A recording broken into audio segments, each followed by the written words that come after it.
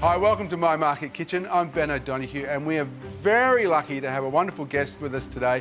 Kay-Lene, you're the pastry chef from Tonka and Coda here in Melbourne? Yes, I am, and it's great to be here, Ben. Excellent. So Kay-Lene, you must be really busy. You're the pastry chef of 2 restaurants. How do you do it? I think it's all about time management, really, but it's always a challenge and I love being busy, so that's really, really great, actually. Just keeps my schedule, like I'm constantly just on the go. Cool. Yeah. So what are we on the go with today? On the go, so I love to make snacks at Tonka when I'm working there. So this is one of my favorite recipes. It's a recipe for cranberry scones. Oh, that's a bit different, cranberry. Yes. So these are just the basic ingredients that we'll need for the scones. So in the bowl over here, I've got a bit of flour, baking powder and salt already in there. So it's really important just not to weigh the baking powder together with the salt because that actually like affects the way that the baking powder will work. Yeah. And also there's sugar in there as well. Oh, a little bit of sugar. A little bit of sugar, yes. Sorry. Cool. So we're gonna start by putting all the dry ingredients into this big bowl. It's really important that the butter that we have is really, really cold. Yep. So what we're gonna do is that we're gonna rub in the butter into the dry ingredients to create like breadcrumbs. Yep, nice and fine. Yeah, nice Just and fine. using the tips of your fingers. Just the tips of your fingers, it's right, because it's the coldest part of your hand. So all I'm gonna do now is I'm just gonna mash that butter. You wanna give it a go? No, you're okay. I know. Don't want to get your hands dirty. Yeah, no, because once you start, you're like, like a few minutes in, and it starts to hurt your forearms, doesn't it? Yeah. Oh, well, you're probably used to it.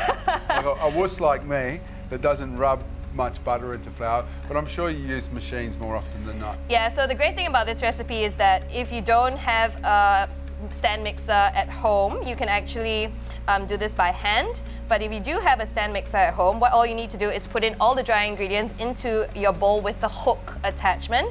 And it's also super important not to over mix the flour once you add the liquid in there, because with scones, what you really want is that super crumbly, break apart consistency. Yeah. You don't want it to be too doughy. Yeah. Give you a bit of a workout as well. Work your arms a little bit. Not a cardio workout. Not a cardio workout, but if you want like good arms, this is a pretty good exercise to do. So how did you get into cooking, Kay-Lene? So I was actually doing documentary production for 5 years before I became a chef. Oh, wow. When I was 25. I studied in Singapore, went to Sunrise Global Chef Academy, got a diploma in pastry and bakery arts. And yeah, I worked from some really incredible chefs in Singapore, but I think I never actually thought of becoming a chef until I was 24, 25, getting exposed to all these shows that actually present food to you in a way where, it feels kind of approachable. Like I grew up watching people like Curtis Stone when he was young, back when he was take-home chef. We used to work together. He's a bit of a larrikin. Oh, really? He comes into Tonka and Coda pretty often. Oh, does he? Yeah. Ah. I know, the girls don't mind, I would say. I bet you. We used to do the show together, and we're kind of quite competitive, the two of us. And I had a bet with him about fishing, because I'm the better fisherman and the better surfer. He's better looking.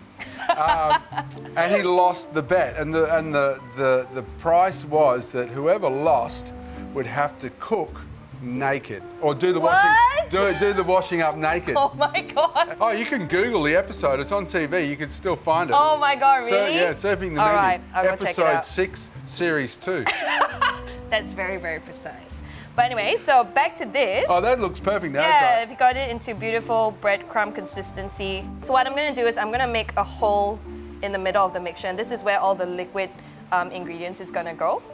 So what I'm going to do is I'm just going to crack 3 eggs.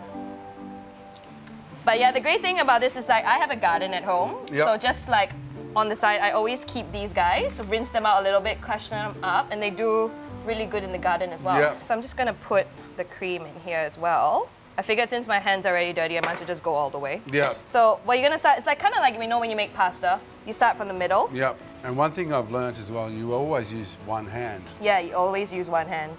Yeah. Because if the phone rings and you need to answer it.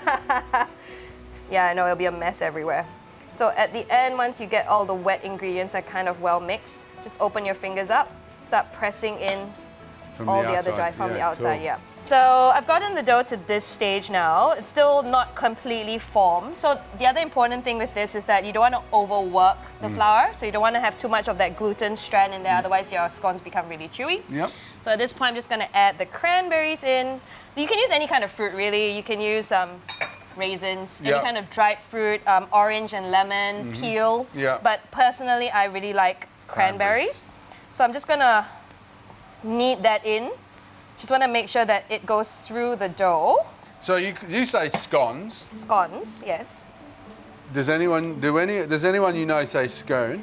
Yes, actually. I've met people who say scone, but it's kind of like potato, right? No, it's nothing like that. Who calls them a potato? Well, there's a song about it. Yeah, true. Is that tomato, Tomato, potato, Yeah. potato. But you don't say cilantro, right? You say coriander. Say coriander or cilantro. Cilantro. See, Cilantro. Curtis, that's what Curtis is starting to say now. He's been in the States way too long. I had to double take when he said it the other day. I'm like, what? Cilantro? So now, all I'm gonna do is I'm gonna get, you can do this part. Okay. You've got the muscles for it. Strength. So I'm just gonna get 2 sheets of baking paper. Gonna get that in there. And you're gonna roll it between the baking paper to about 1 inch thickness. There you go. I'm a bit nervous. I've got a pastry chef next to me and I'm rolling. You're doing really well.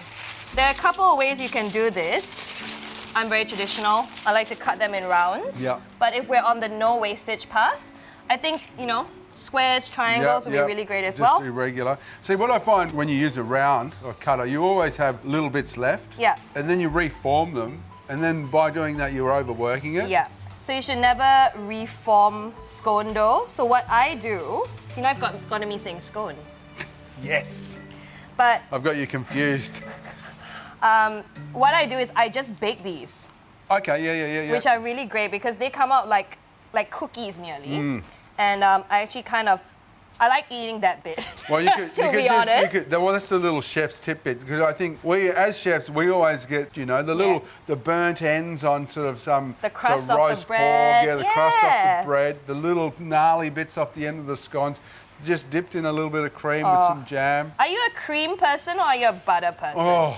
This is the eternal question I always ask people who eat scones. I'm a butter, cream, and jam Oh my person. God, you're my kind of guy. That's exactly what I said yesterday. All in, So I think if you're going to be naughty, you might as well be really naughty. Exactly, I think so as well. So the other trick with this is that if you have the time, you can even leave them to rest for about an hour. Yep. Just to let that, the gluten strands in the dough kind of relax a little bit, which will also help with the baking. But if you don't have time, what I would usually do is I'll take this and I pop it in the fridge for a little while. Yeah. Because they bake better when they're really, really cold. Oh, do they? Yeah. I suppose it's that shock, isn't it, of going from cold into heat. Yeah. And they actually keep their shape a lot better as well.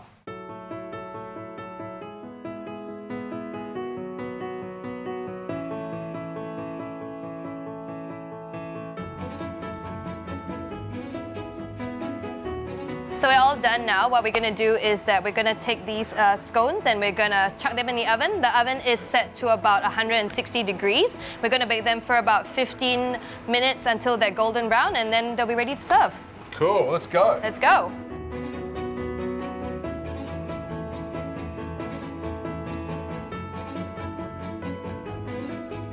You want a whole one or a half one? Yeah, I'll just have half one. Hot.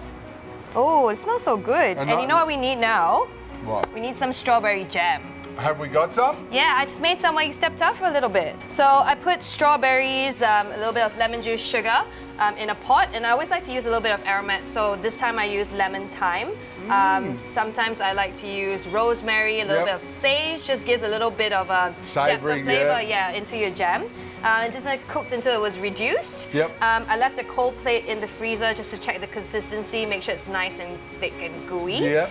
And then that's it. Left it to cool for a little bit in the pot, and we're done. Cool. So, Well, yeah. that's enough talking. Let's try them. All right, I'm gonna get the jam in the pot. There you go. Wow, look at that dark, rich colour. It's looks beautiful. And the thing is that I really like using whole fruit. Because then, you love those big chunks of fruit in your jam, right? Sorry, I'm just going to serve myself, Kay-Lene. Sorry. Let me know what you think. Look after yourself, Good? Amazing.